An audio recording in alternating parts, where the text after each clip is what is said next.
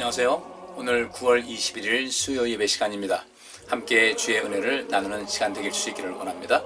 오늘 같이 살필 말씀은 로마서 12장 12절과 13절 말씀 살피겠습니다. 제가 읽겠습니다. 소망 중에 즐거워하며 환난 중에 참으며 기도에 항상 힘쓰며 성도들의 쓸 것을 공급하며 손 대접하기를 힘쓰라. 아멘. 오늘 이 본문 말씀 중에 그 12절 말씀, 소망 중에 즐거워하며 환난 중에 참으며 기도에 항상 힘쓰며 라는 말씀은 지난주에 좀 살폈는데요. 그 중에서 그 12절 끝에 부분 기도에 항상 힘쓰라 라는 이 말씀은 뭐 기도의 종류가 여러 가지가 있다고 말씀드렸죠. 뭐 도고, 호소하고 하나님께 그 구하는, 호소하면서 구하는 것이 있고, 또 간구하는 것, 간청하고 탄원하는 그런 그 간청기도. 예를 들어서 우리가 어떤 사람이 어떤 형사적인 사건에 휘말려 가지고 재판받을 때 그 피고인을 위해서 탄원서 써주는 그런 형식이 될 것입니다. 그리고 기도라는 것이 있고요, 또 구하는 것이 있어요.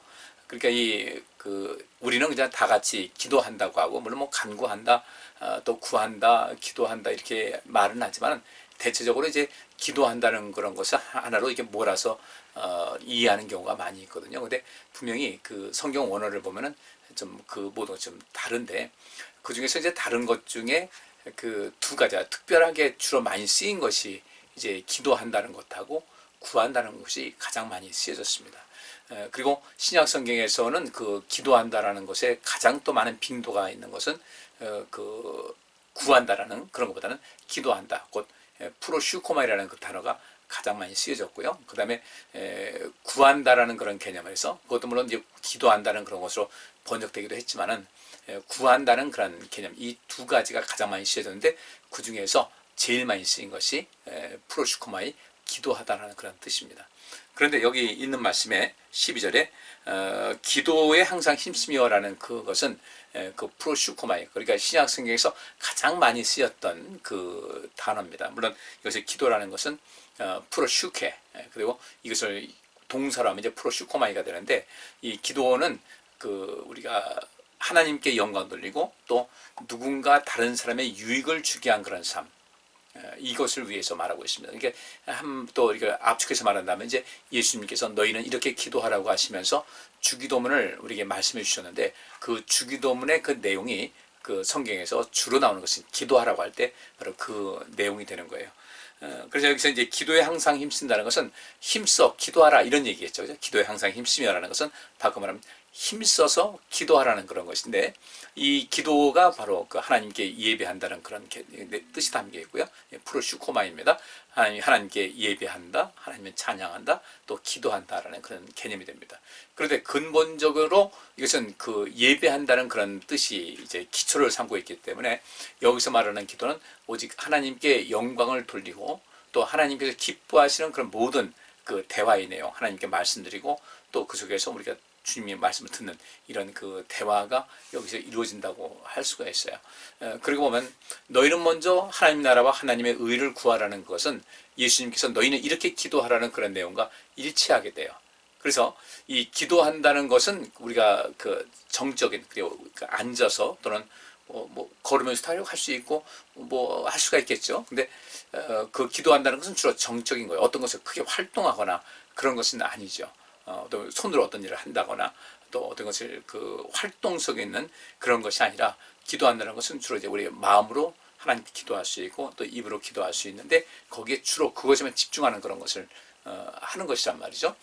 그런데 그 내용이 바로 아버지의 이름을 거룩하게 하는 그 삶을 위해서 하는 것. 그러니까 입으로 하는 그런 기도, 말로 하는 그런 기도뿐 아니라 이것은 전적으로 행동이 수반되는 그것을 포함을 하고 있다는 겁니다. 이 프로슈코마라는 것이 바로 그겁니다.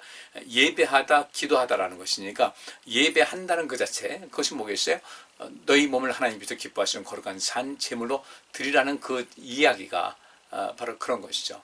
그러니까 입으로 하는 그런 그 말로 하는 그 기도도 포함되지만은, 여기서 기도한다는 것은 그 기도하는 그런 모든 것을 이루기 위해서 행동하는 신앙인 되는 것이다. 여기서 그래서 이 프로슈코마이라는, 여기서 말하면 기도에 항상 힘쓰라고 할 때 이 기도라는 것은 우리가 두 가지를 포함하는 것이에요. 마음으로도 하나님께 대화할 수 있고 입으로 말씀드릴 수가 있지만은 그 기도하는 내용이 우리 성도들의 그 삶을 통해서 실현되기 위하여 실현을 시키는 그 활성화되어 있는 이런 상태를 기도에 항상 힘쓰라는 것으로 나와 있는 것이죠. 그러니까 우리가 항상 뭐 주기도문은 앉아서 보통 그러잖아요. 뭐 그걸 마음이 불안할 때 100번을 암송하라 뭐 이렇게 얘기하는 사람도 있어요. 물론 그것도 뭐 아주 전혀 의미 없는 것은 아닙니다. 그래서 이 예배, 예전에 관해서는 이것이 그 예배에서 굉장히 중요한 순서다라고 얘기하는데 그 순서에 불과하면 안 돼요. 주기도문은 우리가 행동하는 신앙인이 되어야 된다는 거죠. 아버지의 이름을 거룩히 여기는 것은 우리가 그렇게 해야 되는 거예요. 아버지의 이름을 거룩히 여김 받을 수 있도록 우리가 살아야 되고 아버지 뜻이 하늘에서 이루어진 것 같이 이 땅에서 이루어지게 없어서 아버지의 뜻이 우리를 통해서 성취될 수가 있어야 되는 거죠. 왜 그래요? 하나님께서 예수님 보내실 때 모든 권세를 다 풀어넣어 주셨잖아요. 또 예수님께서 이제 승천하시면서 우리를 보냈습니다. 그 당시 제자들을 보냈잖아요. 아버지께서 나를 보내신 것 같이 나도 너희를 보낸다고 했는데 그 보내시면서 또 하신 것이 무엇이겠습니까? 성령을 보내주신 거예요. 그래서 그들에게 성령 충만하게 해서 그 모든 일을 감당할 수 있게 한 것이죠. 이러면서 우리가 그 기도에 항상 힘쓰라는 것은 특별히 주기도문에 나와 있는 주로 그 기도가 나를 벗어난, 나를 넘어선 그 하나님의 영광 또 누군가를 위한 그 기도인데 누군가의 어떤 뭐 사사로운 그런 생활 속의 필요를 채워주는 것도 물론 기도에 포함이 된다고 할지 모르지만은 근데 그것은 누군가의 유익을 위해서 내가 힘써 일하고 사는 그런 것을 말합니다.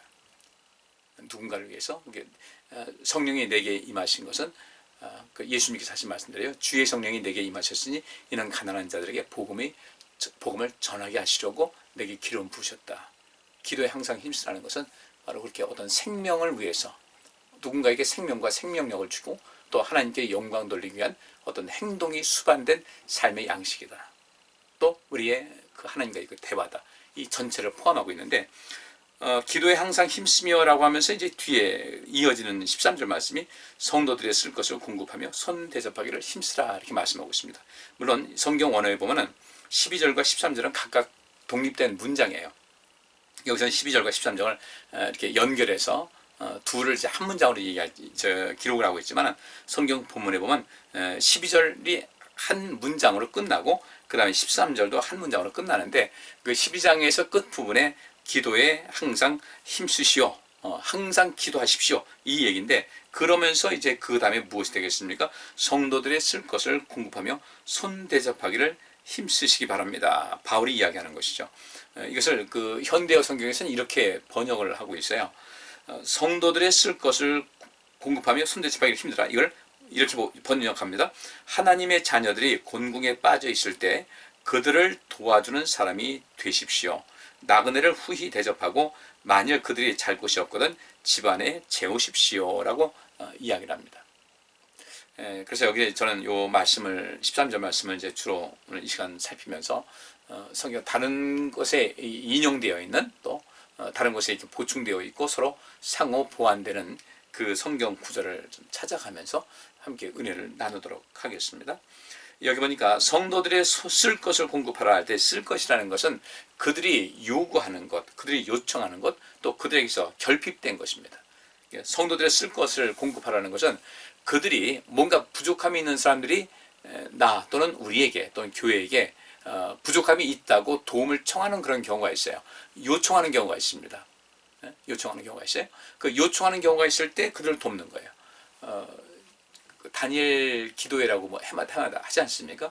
그 다니엘 기도회를 주관하는 그 교회에서 얼마 전에 메시지가 왔어요. 그 성도들이나 또 어떤 목회자나 또 선교사님들 중에서 몸이 아픈데 생활에 굉장히 어려워서 여러 가지 어려움 겪는 사람들이 있으면 좀 소개 좀 해달라. 그러면서 거기 기준이 있어요. 거기도 그 의료보험료를 얼마 이상 내는 사람은 그에 해당이 안 된다는 거죠. 그전 의료보험비라는 것은 수입과 연결된 것이니까 그렇게 또 나와 있고 뭐 여러 가지 뭐 절차가 있어요. 그러니까 너도 나도 다 많은 사람이 모일 때다 보니까 그것을 이제 선을 그어서 정말 도움이 필요한 사람에게 도움을 주고자 하는 그런 것인데, 그때 요청하라는 거죠. 요청하라. 우리가도 역시 마찬가지죠. 이 복지에서는 그런 모든 부족함이 있는 사람들이 정부 또는 지방자치단체에 요청을 하죠. 요청 안 하면 안 되는 거예요. 요청을 해야만, 신청을 해야만 그것이 지급되는 것 같이, 누군가 나 또는 우리, 그리고 우리 교회에 뭔가 요구하고 요청하는 그런 경우 쓸 것이라는 것을 말할 겁니다. 그래서 우리가 필요한 것은 하나님께 요청하고 요구해야 되는 거예요. 그러면 여기 있는 대로 성도들의 쓸 것을 공급하라는 이 말씀이 있다면, 우리 한번 하나님과 우리와의 관계를 보자는 거죠. 성도들의 쓸 것을 공급한다는 것은 교회 안에서 성도와 성도 사이 속에서 바로 이루어지는 그런 관계인데, 하나님께서 이런 말씀을 주셨다면 바로 이렇게 말할 겁니다. 너희는 너희의 쓸 것을 내가 공급해 줄 테니, 이런 말씀이에요. 너희 쓸 것을 내가 공급해 주겠다, 이런 말씀이죠. 하나님께서도 그렇게 하시면서 우리에게 성도들의 쓸 것을 공급하라고 하시지, 하나님께서는 아무것도 안 하시면서 그 성도들의 쓸 것을 공급하라 이런 건 아닙니다. 물론 이제 뒤에 있는 말씀 우리가 보면 나오겠지만, 그렇게 성도들의 쓸 것을 공급하며 사는 사람들에게는 하나님께서 또 다른 후원자가 되시겠다는 거예요. 그 쓸 것을 공급하는 자들에게 더욱더 큰 은혜와 복을 주셔서 그들의 마음속에 하고자 하는 것을 충분히 할 수 있게 하고, 또 그들을 통해서 많은 사람이 도움받게 하고, 그래서 그 도움받는 사람들 복받는 거죠. 그리고 도움을 주는 사람들은 아브라함에게 하신 말씀대로 그를 창대케 하시고 그에게 많은 복을 주시겠다는 약속이 있습니다. 여기서 성도들의 쓸 것을 공급하라는 것은 밑도 끝도 없이 너희는 알아서 해가지고 너희들 서로 쓸 것을 공급해줘 하는 것이 아니라 조건이 붙어 있어요. 그렇게 사는 사람들에게 내가 복을 주겠다는 거죠. 그들에게 풍성한 은혜를 주겠다는 거예요. 그래서 누군가에게 주고 사는 것은 굉장히 복이 있는 거예요. 근데 이게 사실 성취하고 이것을 실행하고 사는 사람들이 많지가 않은 것이 현실이죠. 저는 오늘 이 말씀을 듣고 보는 모든 분들에게 권고하고 싶습니다. 지금 이제까지 그런 거 안 했으면 지금부터라도 조금씩이라도 해보세요. 진짜 그 사람이 부자인 거예요.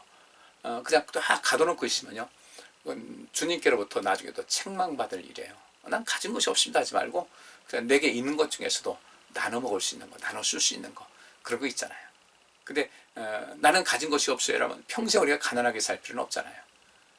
좀 한번 시도를 해보는 겁니다. 성경에 그런 말씀이 있으니까 주라, 그리하면 누르고 흔들어서 차고 넘치게 할 것이라는 그 말씀대로 한번 해보는 거예요. 근데 그 발걸음이 안 띄어지는 거죠. 왜 그러냐면, 좀 죄송한 얘기지만 하나님 말씀에 대한 믿음이 부족한 거예요. 하나님 말씀에 대한 믿음이 부족하다는 것은 하나님에 대한 말씀이, 하나님에 대한 믿음이, 하나님 말씀에 대한 믿음이 부족하다는 것은 하나님에 대한 믿음이 부족한 거예요. 이제 우리가 지금 육신을 입고 사는 이 시대에도 마찬가지고, 또 주님의 나라에서도 그 상급을 부음받을 수 있도록 해나가셔야 됩니다. 이건 구원받은 백성들이 마땅히 행해야 될 일이에요. 우리에게 주어진 의무입니다. 성경 전체에 그것이 나와 있거든요. 율법에도 나와 있고 예수님께서 이 말씀하셨는데, 우리는 보통 성도들이 쓸 것을 공급하며 손 대접하기를 힘쓰라는 이 말씀을 그냥 어떻게 받아들이는가? 그냥 권고사항으로 받아들이다 보니까 이것이 실천이 안 돼요. 우리 이 말씀을 하나님께서 우리에게 주신 명령이다, 따뜻하고도 단호한 명령이다라고 아셔야 돼요. 근데 너무나 많은 사람들이 이것이 하나님의 명령이라는 사실을 잊어버리는 거예요. 그냥 하면 좋고, 할 수도 있고 안 할 수도 있고, 안 한다고 해서 내가 큰 문제가 있는 것은 아니다. 근데 실상 우리가 이 하나님 말씀 전체를 놓고 볼 때, 주께서 우리에게 누구를 통해서든 이 말씀을 기록해서 우리에게 주셨을 때 그걸 하지 않게 되면, 이것이 하나님 뜻이거든요. 이것을 하지 않게 되면 하나님 앞에 부끄러운 것이다. 또 적극적으로 우리가 어떤 악을 행하지 않았다 할지라도 이게 소극적인 면에서 하나님 앞에 죄를 짓는 것이다. 어떤 것이? 예를 들어서 성도들의 쓸 것을 공급하며 손 대접하기를 힘쓰라 하는 것을 하지 않게 될 때는 문제가 되는 거예요. 우리 앞에 12절에도 소망 중에 즐거워하며 환난 중에 참으며 그러잖아요. 우린 자녀들에게 용기를 가져라, 열심히 해라, 왜 그걸 못하느냐, 어떤 데 아이고 답답하, 이렇게 할 때가 있잖아요. 물론 그런 말은 좀 안 하면 더 좋은 것이고요. 왜 그걸 안 하냐 하면 될 텐데 왜 안 하느냐, 사실 그건 우리 자신이 우리를 위해서 하는 것이어야 되거든요. 그럼 부모님 속상하잖아요. 너 공부 열심히 하는 것이 부모님께 효도하는 거야. 그 말 바꾸면 너 공부 열심히 안 하면 부모님 마음 아프게 하고 근심되게 해서 불효하는 거야. 불효가 죄 아니에요. 여기 있는 대로 성도들의 쓸 것을 공급하는 것, 성도들이 누군가 쓸 것이 필요한데 그것을 내가 공급할 수 있는 어떤 여지가 있음에도 불구하고 시간이라든지 어떤 경제적인 능력이라든지 그 어떤 다른 뭔가 사랑을 베풀 수 있는 그런 상황이 된다고 할 때 그냥 뭐 넘어가면 이것이 죄가 된다는 거예요. 우리 좀 그런 면에서 좀 심각한 그런 그 마음을 자신을 좀 가질 필요가 있다 이거죠. 그래서 이 쓸 것이라는 것은 요구, 요청, 결핍입니다. 누군가 내게 원할 때 그럼 그렇다고 해서 무조건 다 줄 수는 없잖아요. 그것도 어떤 이 사회에서도 도울 때 어떤 기준이 있듯이 우리도 그 기준이 있어야 되겠죠.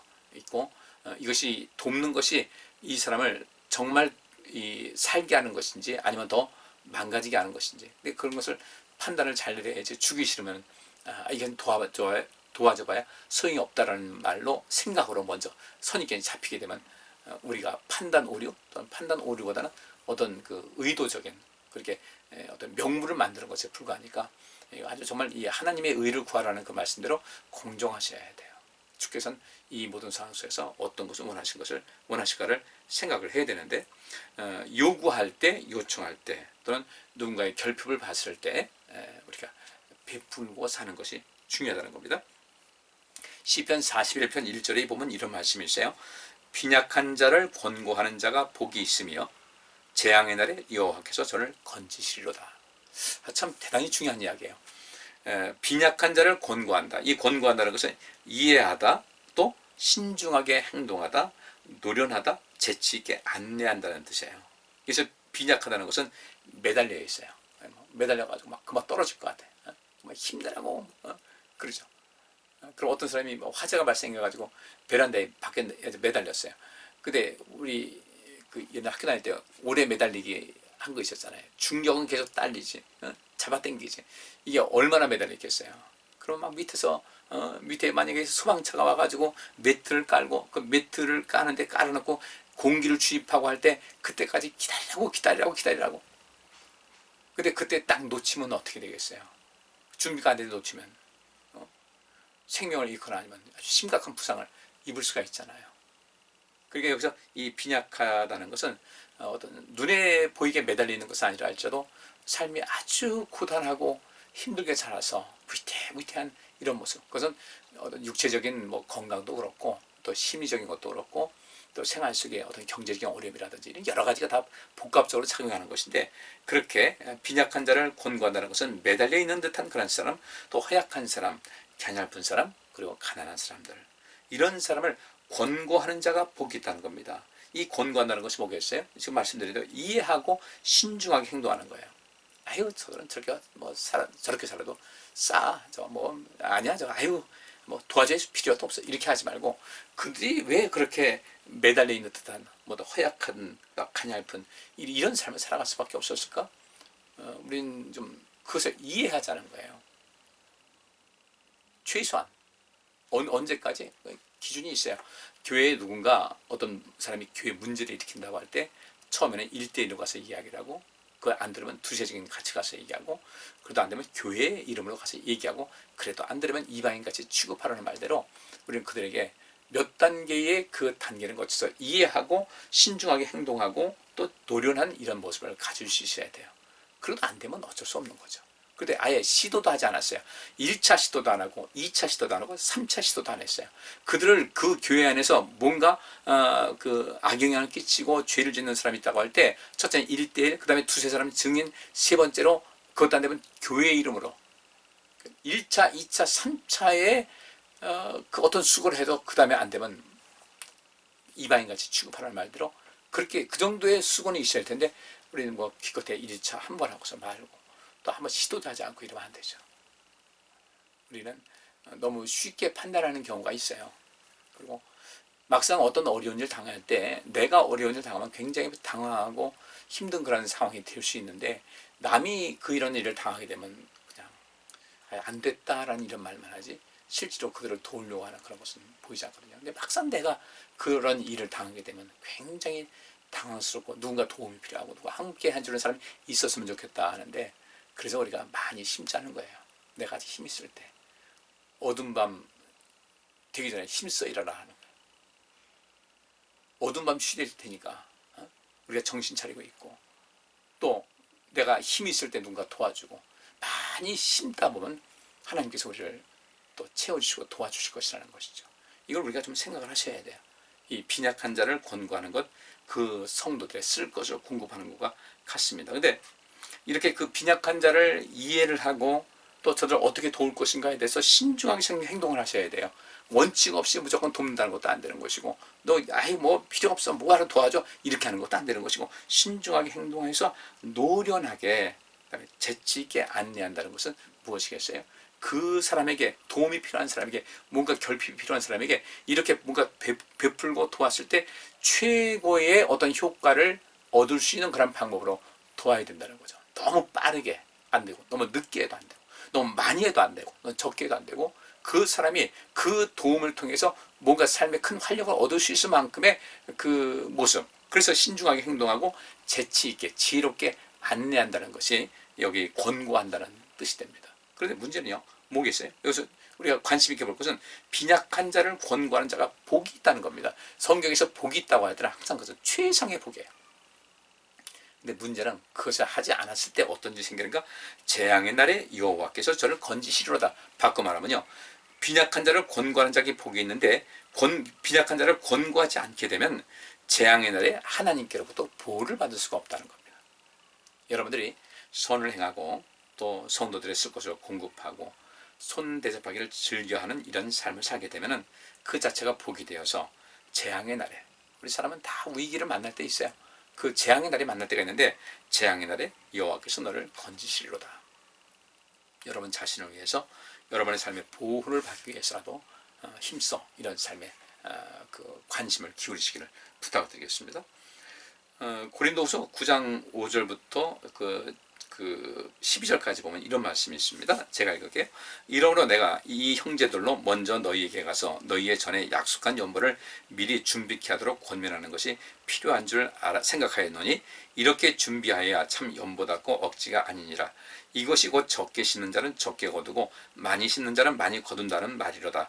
각각 그 마음에 정한 대로 할 것이요 인색함으로나 억지로 하지 말지니 하나님은 즐겨내는 자를 사랑하신다. 7절까지 말씀 봤는데요. 5절부터 7절까지 이 말씀에는 어떤 뜻이냐면요, 그 예루살렘 교회가 큰 어려움을 당했어요.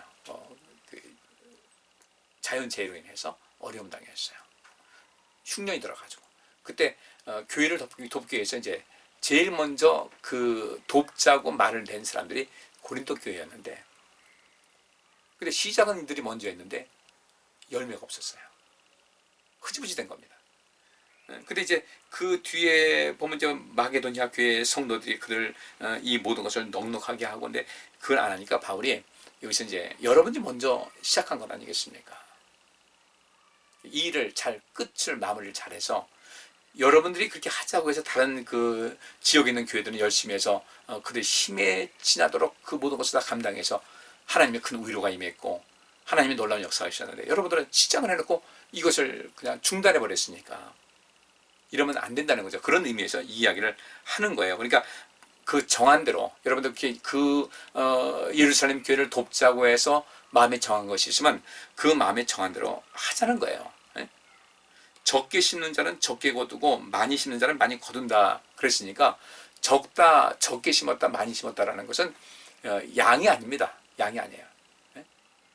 그러니까 이 금액이 많다 적다, 물론 그것도 그 의미는 있지만 그것이 과연 이 사람이 얼마 가진 중에 얼마 많은 그런 생활 수준에서 얼마를 드렸느냐가 더 중요한 거겠죠. 절대치는 없어요. 근데 여기서 그렇게 마음에 정한 대로 내가 이 정도로 할 수 있겠다 하면 하는 겁니다. 그러면 그 사람이 남들이 볼 때 적은 것을 드렸는데 그 사람 수준에서 많이 드렸다면요, 이 사람은 많이 드린 거예요. 근데 어떤 사람들은 양으로 볼 때 굉장히 많이, 양으로 볼 때는 많이 드린 것 같은데 실제로 그 사람의 능력에 비해서는 적게 드리면요 적게 심은 거예요. 이걸 좀 잘 보셔야 되고, 그래서 각각 그 마음에 정한 대로 하는데 인색함으로나 억지로 하지 말라. 하나님은 즐겨내는 자를 사랑한다. 즐겨낸다는 것은 기꺼이에요. 기꺼이. 하나님께 감사한 마음으로, 누군가 고난당하는 사람들 그 긍휼과 자비를 베푸는 마음으로 그 기꺼이 하는 사람들 하나님께서 사랑하신다는 거죠. 그러면서 뭐라고 하냐면요, 여러분들이 이렇게 하게 되면 모든 것이 지출되는 것 같고, 이거 그냥 내면 그렇게 끝나는 것 같이 생각할지 모르지만 8절부터 이런 말씀이 있습니다. 하나님이 능히 모든 은혜를 너희에게 넘치게 하시나니 이는 너희로 모든 일에 항상 모든 것이 넉넉하여 모든 착한 일을 넘치게 하게 하려 하십니다. 하나님께서는 여러분들이 온갖 선한 일을 다 감당하고 정말 가난한 사람들을 위해서 복음이 되는 삶을 살게 되면은 여러분들에게 모든 것을 넉넉하도록 채워주셔서 여러분들이 하는 그 선한 일을 계속해서 넘치게 할 수 있도록 도와주신다는 거예요. 후원해 주신다는 거죠. 그래서 9절에 기록한 바 저가 흩어 가난한 자들에게 주었으니 그의 의가 영원토록 있는 줄 함과 같으니라. 저가 흩어서 자기 가진 것을 흩어서 가난한 사람들, 오늘 여기 13절에 있는 말씀대로 성도에 쓸 것을 공급하라고 하는데 그들이 어떤 것이 결핍되어서 요구하고 요청하고 또 결핍돼서 말도 못하고 그냥 힘들어하고 있을 때 그런 모든 사람들을 살펴서 그가 흩어서 구제했더니 그의 의가 영원토록 있게 됐다는 거죠. 그러면 그의 의가 하나님 나라와 하나님의 의를 구하라. 그러면 이 모든 것은 너에게 더할 것이라고 했으니까 그가 자체가 의라는 거예요. 가난한 사람들에게 흩어 구제하는 것이 의인데 그 의를 이룬 사람들에게 하나님께서 어떻게 하신다고요? 모든 것을 넘치도록 더해 주신다는 거죠. 그러니까 우리가 이 흩어서 구제하고 어떤 사람들 필요한 것, 요청하는 것, 결핍된 것을 보고 내 능력 안에서 그들에게 힘을 다해서 돕게 되면요. 이것이 하나님의 의를 이루는 것이고 하나님의 의를 구하라고 했잖아요. 하나님의 의를 이루고 또 구하는 것이고 그래서 그리하면 이 모든 것을 너에게 더하실 것이라는 그 복이 우리에게 있다는 것이죠. 그래서 10절에 심는 자에게 씨와 먹을 양식을 주시니가 이 너희 심을 것을 주사 풍성하게 하시고 그러니까 심는 자에게 씨와 먹을 양식을 주시는 하나님께서 우리에게 심을 것을 주어서 풍성하게 하시고 또 너희 의의 열매를 더하게 하시리니 너희가 모든 일에 부유하여 너그럽게 연고를 하면 저희로 우리로 말미암아 하나님께 감사하게 하는 것이다. 여러분들 힘이 있을 때 여러분들 나누고 베풀고 성도들의 쓸 것을 공급하고 성도들의 쓸 것만 공급할 것이 아니라 교회에도 쓸 게 많이 있거든요. 교회에 쓸 것도 여러분께서 공급해 주셔요. 디모데전서 5장 9절부터 10절까지 말씀에 과부로 명부에 올릴 자는 나이 60이 덜 되지 아니하고 한 남편의 아내이었던 자로서 선한 행실의 증거가 있어 혹은 자녀를 양육하며 혹은 나그네를 대접하여 혹은 성도들의 발을 씻기며 혹은 환난 당한 자들을 구제하며 혹은 모든 선한 일을 쫓는 자를 할 것이요. 과부로 명부에 올려요. 이 초기교회 그랬습니다. 과부로 이 에베소 교회에 과부 명단에 오르는데 이 과부의 명단에 오르는 것은 이 과부들을 정해놓고서 꾸준하게 도우라는 얘기죠. 그런데 이 과부의 명단 여기서 말하고 있는 누가 그들을 이 과부들을 도와야 될 텐데 그 도움을 줘야 될 그 과부의 명단에 오를 사람들은 어떤 자격이 있어야 되는가 했더니 첫째는 나이 60이 덜 되지 않냐고 약 60이 넘어야 된다는 거예요. 그러니까 이 당시는 아마 오늘날과는 달라서 60대면 더 이상 노동력을 상실할 만큼 노쇠에 있겠죠. 그러니까 일단은 나이 60이 넘어야 되고 또 한 남편의 아내였던 자로서 선한 행실의 증거가 있어 혹은 자녀를 잘 양육하는 거예요. 이 자녀를 잘 양육해서 자녀들이 믿음 안에서 하든지 모든 것이 온전해야 되는 거예요. 또 나그네를 대접하며 성도들의 발을 씻기며 환난 당한 자들을 구제하며 모든 선한 일을 쫓은 그런 그 어떤 증거가 있어야 된다. 이런 사람들이 그 과부 명단에 오를 자격이 있었어요. 초대교회 참 철저했죠, 그죠? 여러분들 이것은 여기서 과부라고 했지만 실상 하나님께로부터 복받을 자의 명단에 이 모든 것이 이와 같은 것이 유사하게 포함이 되는 거예요. 그리고 디도서 1장 7절부터 보면 감독은 하나님의 청지기로서 책망할 것이 없고 하면서 거기에 또 하나의 조건이 오직 나그네를 대접하며 선을 좋아하며 라는 말씀이 있습니다.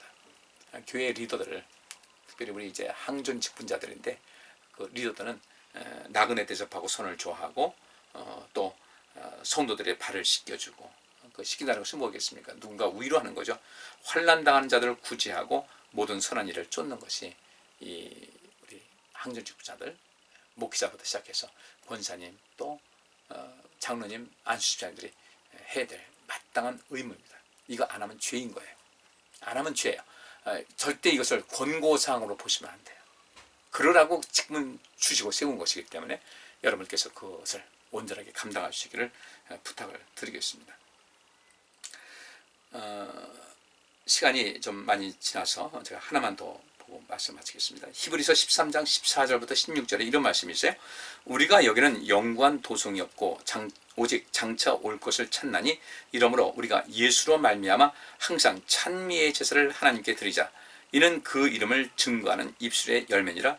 오직 선을 행함과 서로 나눠주기를 잊지 말라. 이 같은 제사는 하나님이 기뻐하시느니라. 자, 오늘 읽은 본문 말씀 속에서 우리가 예수로 말미암아 항상 찬미의 제사를 하나님께 드리자. 그 증거하는 입술의 열매다 이거죠. 찬미의 제사를 하나님께 드리고 찬미의 제물입니다. 하나님 찬양하는 제물.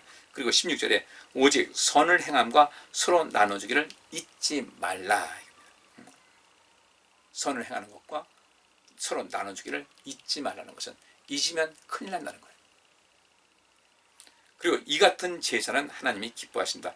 이 같은 제사라고 할 때 이 제사는 그 제물이라는 뜻입니다. 제물, 희생. 오직 선을 행함과 서로 나눠주는 이 희생을, 이 봉사를, 이 헌신과 충성을 다하게 되면 이것이 하나님께서 기뻐하시는 그런 것이 된다라고 성경은 말하고 있죠. 자, 오늘 여기까지만 하겠습니다. 여러분들 꼭 기억하셔요. 우리가 기도하는 것, 결국 그 기도하는 내용은 하나님께 영광 돌리는 것이고, 그 다음에 여기 있는 대로 성도들의 쓸 것을 공급하고, 그 다음에 나그네를 영접하는 이런 모든 것, 이것이 우리가 굉장히 중요한 그런 부분이에요. 이걸 우리 자칫 신앙생활 하다 보면 뭐 하나님께 기도 많이 한다, 뭐 한다 하면서 정말 그 하나님의 말씀을 순종한다고 할 때는 오늘 본문에 있는 말씀에 성도들의 쓸 것을 공급하고 나그네를 대접하는 이런 모든 생활이 거기서 굉장히 중요한 그 파트를 차지하고 있는 것이거든요. 근데 우리가 이것을 간과하고 산다. 우리가 별로 그 관심 두지 않고 산다고 할 때는 우리 생활에 자칫 좀 심각한 결과를 가져올 수가 있어요. 그래서 우리가 교회에도 재정이 좀 넉넉하게 채워드리는 이유는 그렇게 해서 누군가 도울 수 있는 그런 힘이 되고 있기 때문에, 뭐 반드시 우리 교회 성도들뿐 아니라 세상도 도울 수가 있어야 되지 않겠습니까? 그런 모습을 우리가 가져야 되거든요. 그리고 여러분 실생활 속에서는 교회가 다 하지 못하는 것이 있어요. 그러잖아요. 구제는 나라님도 구제 다 그 구제를 하는 것이 어렵다고 하듯이 모든 것을 교회에서 할 수가 없어요. 이럴 때는 여러분께서 각계 전투식으로 여러분이 살피는 겁니다. 그러면 따지고 보면 이 세상에서 가난하지 않은 사람이 어디 있어요? 꼭 경제적으로만 그 결핍돼 있을 때 가난한 건 아니거든요. 사람이 살다 보면 가난해질 때가 있어요. 마음이 그냥 외롭고 힘들고 뭔가 외적인 조건을 가졌는데 마음이 쓸쓸하고, 이럴 때 우리가 서로가 서로를 돌봐주고 살펴주는 그런 모든 것이 얼마나 좋으냐는 거죠. 이번에도 박용수 권사님 그 가정에 또 우리 반집사님 돌아가셔서 이거 성도님들 처음에 보니까 이제 장례식에 가실 분들 몇 분이나 봤더니 얼마 안 되는 거예요. 그때 손 드신 분이 간다는 분이 3분밖에 안 돼서 어떡하나 하다가 몇 분에게 또 권면했더니 또 가서 이번에 8분 가셔가지고 그래도 그냥 쓸쓸하지 않게 이렇게 장례를 지내고 왔어요. 다들 교회에서 이렇게 해준 것이 너무 감사하다. 근데 우리 박 권사님과 그 가족들에게 굉장히 큰 위로가 되는 것이고요. 이것도 다 그 가정이지만 그 가족을 잃은 그 아픔과 슬픔이 있는데 그 속에서 그분에게 그 쓸 것을 공급하는 거예요. 그 쓸 것이 뭐겠어요? 내가 문상 오신 분들 다 그거 마찬가지예요. 그분들이 쓸 거, 내 발걸음이 그분들의 그 가정에 위로가 되게 되거든요. 위로가 준대. 그 가정에 위로가 필요한 거예요. 그때 그 위로를 채워주기 위해서, 그때 뭐 와서 나중에 위로해 주세요 그런 건 아니라 할지라도 우리가 가서 그것을 미리 알죠. 저번에는 우리 권사님과 그 가정에는 위로가 필요하다. 그러니까 찾아가서 위로해주고 살펴주고 함께 안아서 함께 눈물을 흘려주고 가슴 아파하고, 이게 손 대접하기를 뭐 힘쓰는 것뿐 아니라 이것이 성도들의 쓸 것을 공급하는 이런 모든 것이 공통적인 것이라는 거죠.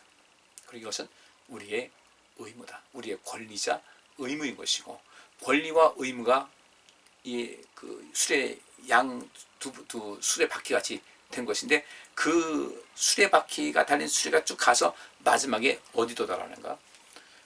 책임이라는 것에 이제 도달하게 되는 거죠. 주님 앞에 섰을 때. 그러면 착하고 충성된 자가 이 말 들어야 되지 않겠습니까? 오늘 이 본문 말씀 꼭 머리에 두셔서 여러분 삶 속에 계속해서 실천해서 이 땅에서도 하나님께로부터 더 채워주는 역사, 하나님 나라에서 큰 상급을 받는 역사를 이루시기를 바랍니다. 기도합니다. 하나님, 오늘 말씀을 마음판에 새기고 매일매일 생활 속에서 실천하여 이 땅에서도 주님의 나라에서 복된 삶을 누리게 하여 주옵소서. 예수 그리스도 이름으로 기도하옵나이다. 아멘. 오늘 여기까지 하겠습니다. 감사합니다.